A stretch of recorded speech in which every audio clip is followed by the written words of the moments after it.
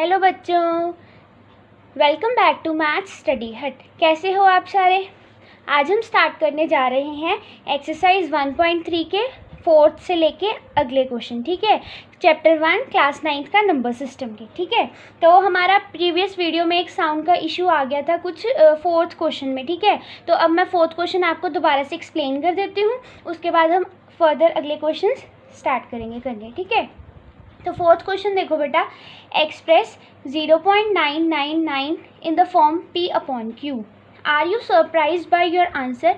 सबसे पहले उन्होंने कहा है इसको P अपॉन Q की फॉर्म में एक्सप्रेस करो। ठीक है, हमें पता है जो नंबर बार बार रिपीट हो रहा होता है हम उसके ऊपर बार लगा देते हैं। ठीक है, उसके बाद हम उसको x मान लेते हैं, let x is equal to 0.9 bar. तो फिर उसके बाद हम क्या करते हैं, अगला स्टेप हमारा होता है कि जितने नंबर्स रिपीट कर रहे होते हैं, ठीक है, बार जितने भी नंबर्स पे, जितने भी डिजिट्स पे होती है, जैसे यहाँ पे सिर्फ एक 9 रिपीट कर रहा है तो हम उतनी ही ज़ीरो से इधर भी और इधर भी मल्टीप्लाई करवा देते हैं। ठीक है, x को हमने 10 के साथ मल्टीप्लाई करवा दिया।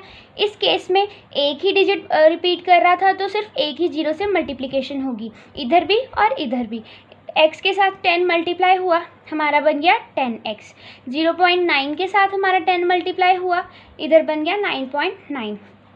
फिर हम देखते हैं कि किसी तरह से जिसको हमने x माना था वो ही हम इससे दोबारा ऑब्टेन कर सकें। ठीक है, फिर हमने क्या किया, देखो 9 में 0.9 ऐड कर दिया तो हमारा बन जाएगा 9.9। 9.9 को हम ऐसे भी लिख सकते हैं ना, 9 प्लस 0.9, तो इधर 10x का 10x नीचे आ गया। ठीक है, उसके बाद देखो हमने क्या किया, 0.9 बार को हमने x माना था ना, तो उसकी जगह पे हमने x लिख दिया। ओके, तो फिर 10x माइनस x, ये x इधर जाके माइनस हो गया, इधर क्या बचा 9।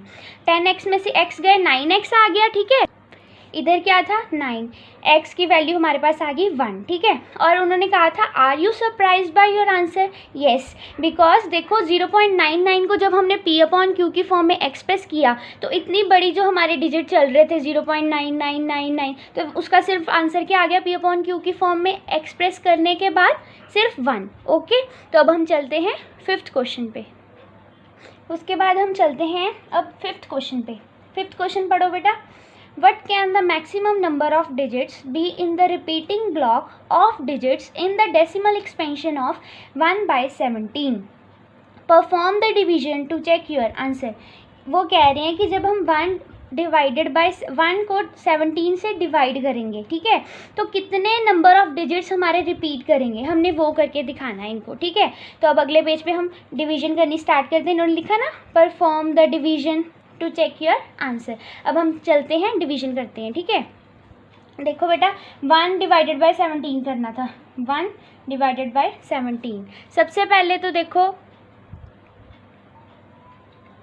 यहाँ पे 0 0 आ जाएगी क्योंकि 0 हमारा 1 पे तो जाने नहीं वाला 17। ठीक है, उसके बाद देखो 17 5 द 85 आएगा, 100 में से 85 गए, हमारे पास बचा 15। फिर 0 एक ली हमने, तो अब क्या आएगा 17 8 द 136। ओके, उसके बाद देखो 150 में से 136 गए, हमारा आ गया 14। फिर 0 आई, आप कैलकुलेट करो, मैं तब तक आपके लिए सारी ये बहुत लंबी कैलकुलेशन जानी मैं आपके लिए करके रखती हूँ। ओके, आप स्टार्ट करो।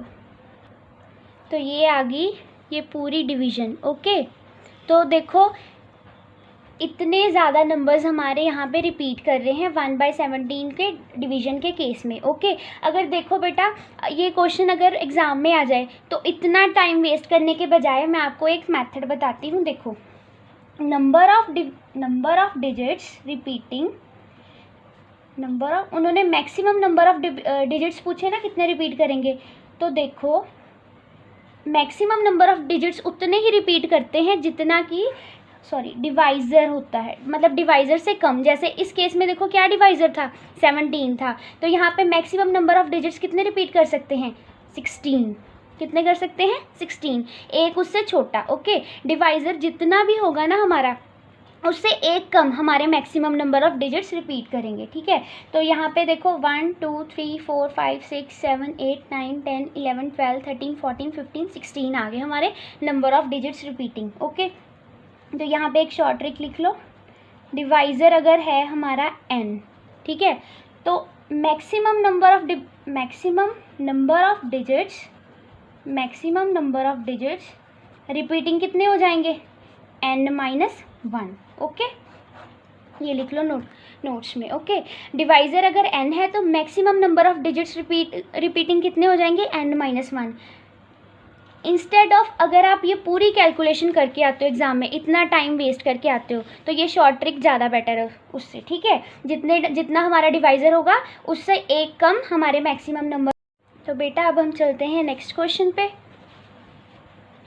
नेक्स्ट क्वेश्चन देखो, look at several examples of rational numbers in the form p/q where q is not equal to 0। ओके, where p and q are integers with no common factors other than 1 and having terminating decimal representations.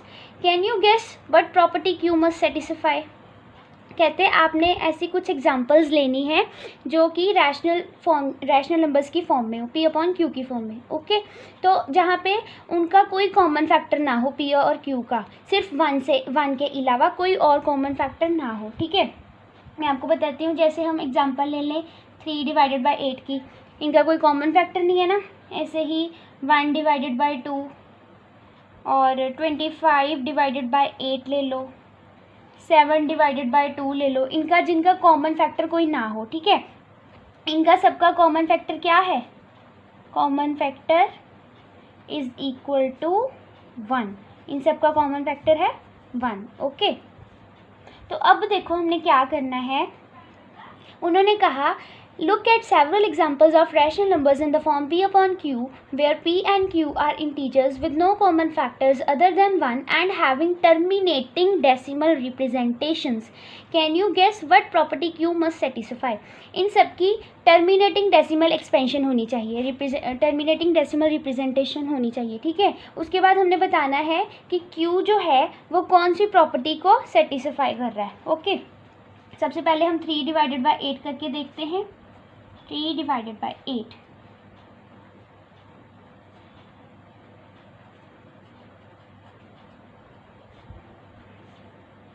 आप भी calculate करते जाओ साथ साथ। 8 5 40।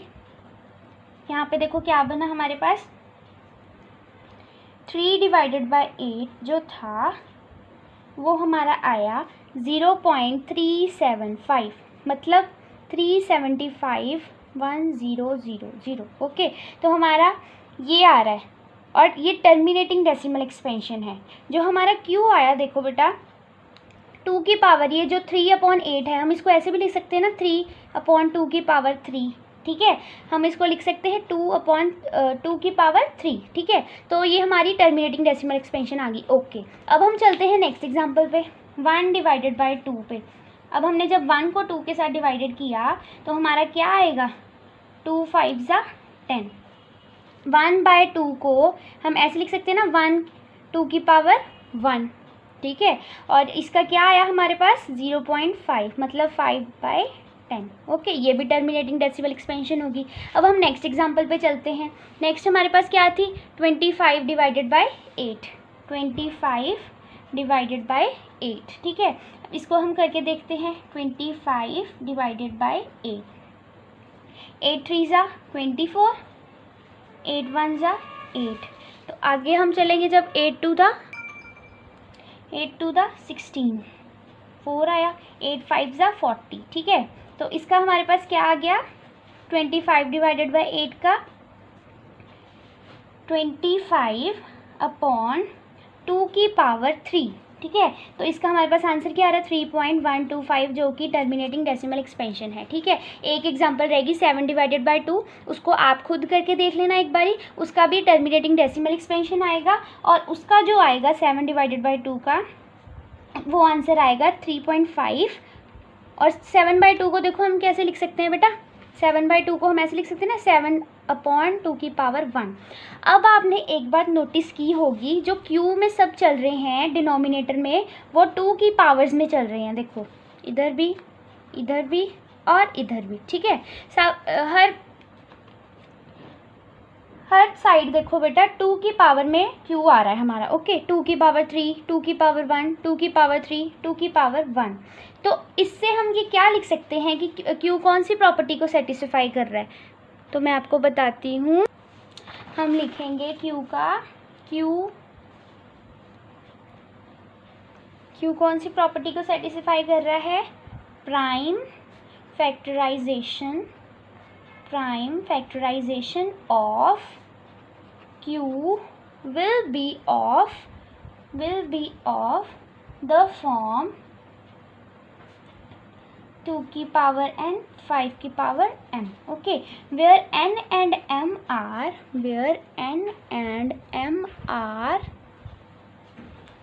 whole numbers. Where n and m are whole numbers, decimal expansion will be terminating.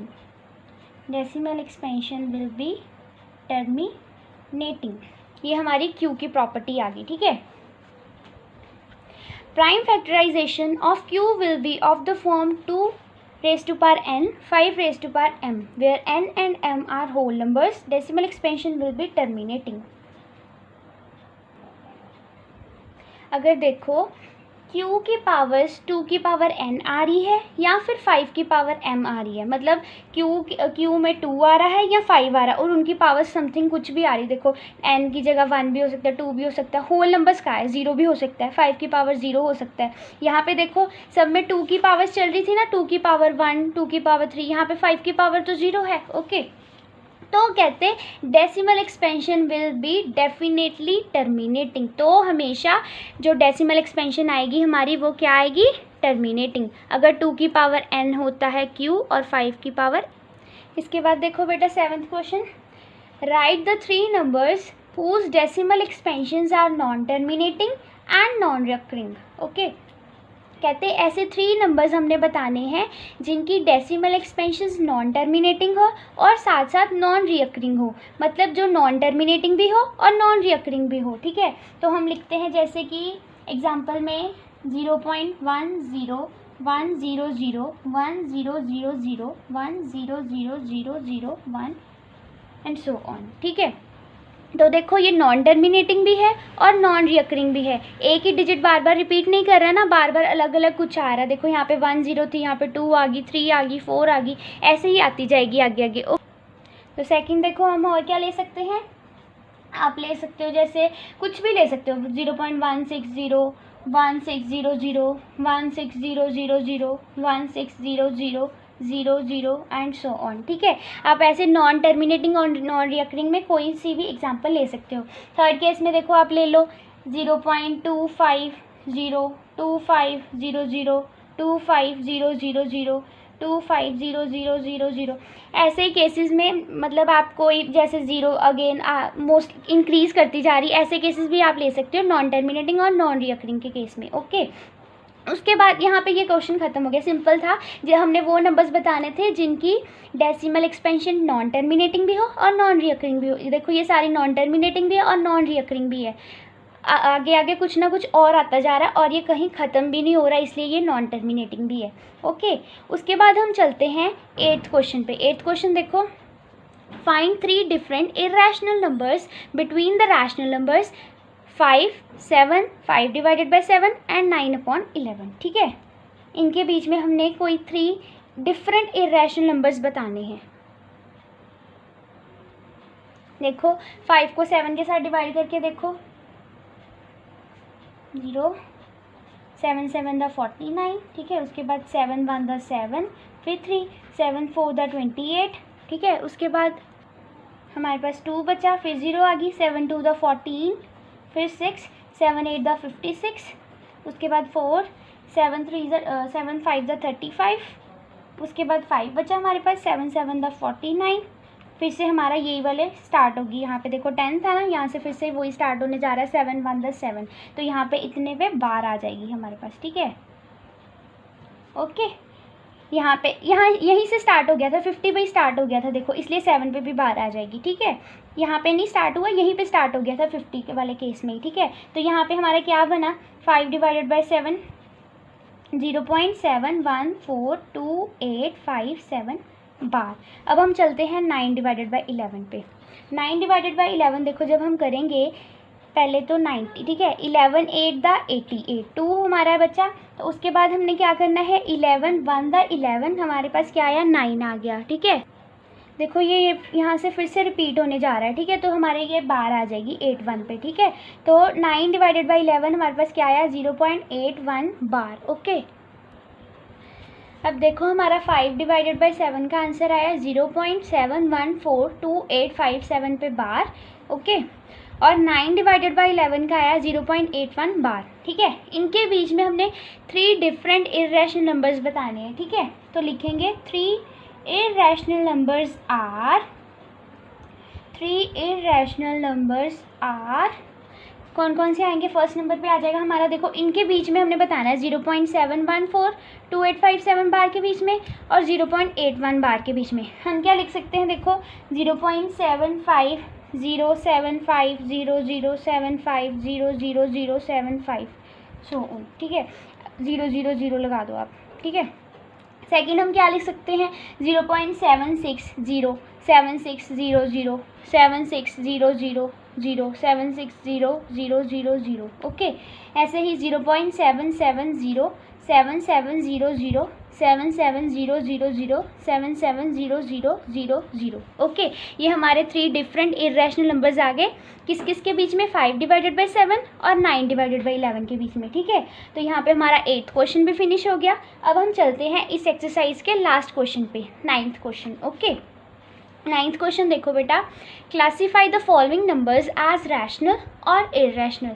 Simple question है, हमने इन्होंने जो हमें नंबर्स दिए हुए हैं उनको हमने बताना है कि रैशनल है या फिर इर्रेशनल है, ठीक है। √23 देखो, इसका स्क्वायर रूट कुछ नहीं होता ना, तो ये क्या होगा, इर्रेशनल होगा। अगर जैसे देखो यहाँ पे √25 होता तो उसका क्या आ जाना था, स्क्वायर रूट 5 आ जाना था। 5 को हम 5/1 की फॉर्म में लिख सकते हैं जो कि रैशनल हो जाता फिर, पर यहाँ पे देखो √23 क्या आएगा हमारा, इर्रेशनल, ओके। अब चलते हैं √225 पे। अब इतना बड़ा डिजिट है, अब इतना बड़ा नंबर है, तो हमें इसके एलसीएम निकाल के हम देख लेते हैं, ठीक है। 225 का एलसीएम निकाला हमने, 5 4 द 5, ओके। 5 9 द 45, 3 3 ज़ा 9, 3 1 ज़ा 3। √225 का हमारा क्या आ गया, √3 × 3 5 × 5, ओके। 3 × 3 5 × 5, जो कि एक सिंगल बाहर निकल आता है, 3 का 3 आ गया, 5 का 1 बाहर निकला, 5 3 ज़ा 15। मतलब ये √225 किसका स्क्वायर रूट है, 15 का। तो ये क्या हो गया, रैशनल, क्योंकि हम 15 को 15 डिवाइडेड बाई 1 की फॉर्म में लिख सकते हैं ना, जो कि P/Q की फॉर्म में हो जाएगा और रैशनल हो जाएगा। उसके बाद है थर्ड पार्ट, 0.3796। तो देखो 3796 डिवाइडेड बाई 1 2 3 4, 4 zeros, इसको हम ऐसे लिख सकते हैं ना, जो कि P/Q की फॉर्म में हो गया। तो ये क्या होगा, रैशनल, ठीक है। 0.3796 क्या है, रैशनल। अब फोर्थ पॉइंट देखो, अब देखो ये 7.478478 डैश डैश डैश डैश, ठीक है। इन्होंने ये तो एक हमें हिंट दे दिया डैश डैश दे के कि ये नॉन टर्मिनेटिंग है, इसका एंड नहीं हो रहा, ठीक है। एक तो ये आ गया नॉन टर्मिनेटिंग, और दूसरा देखो ये होगा रिपीटिंग, क्योंकि नॉन टर्मिनेटिंग एंड रिपीटिंग लिखो, पहले मैं आपको समझाती हूँ। Non terminating and repeating, repeating इसलिए देखो 478 478 ऐसे ही सो ऑन 478 ही आता जाएगा, इसके कारण 7.478 पे हम बार लगा सकते हैं, ठीक है। तो हमारा आंसर ये क्या होगा, नॉन टर्मिनेटिंग है और रिपीटिंग है। अगर कोई जिसकी प्रॉपर्टी नॉन टर्मिनेटिंग हो और रिपीटिंग हो तो वो कौन से नंबर्स होते हैं, रैशनल नंबर्स। अगर non terminating and non repeating होती तो वो क्या आ जाने थे, इर्रेशनल। तो ये क्या है, रैशनल। ये याद में रख लो, अगर नॉन टर्मिनेटिंग और रिपीटिंग हो तो रैशनल, अगर नॉन टर्मिनेटिंग और नॉन रिपीटिंग हो तो वो क्या हो जाएगा, इर्रेशनल। अब यहाँ पे देखो 1.101000100001 डैश डैश डैश, ओके। एक तो इन्होंने हमें बता दिया ये नॉन टर्मिनेटिंग है, और दूसरा देखो ये रिपीटिंग है कि नॉन रिपीटिंग है, एंड नॉन रिपीटिंग, एक ही डिजिट बार बार रिपीट नहीं कर रहा, देखो बार बार ज़ीरोज़ ऐड होती जा रही हैं, यहाँ पे सिंगल ज़ीरो थी, यहाँ पे डबल ट्रिपल, ठीक है, नॉन रिपीटिंग आ जाएगा। ये क्या आ जाएगा, non terminating and non repeating. अभी मैंने ऊपर आपको बताया था जो नॉन टर्मिनेटिंग और एंड नॉन रिपीटिंग होते हैं वो कौन से नंबर्स होते हैं, इर्रेशनल नंबर्स। ओके, ये कौन से नंबर्स होते हैं, इरेशनल।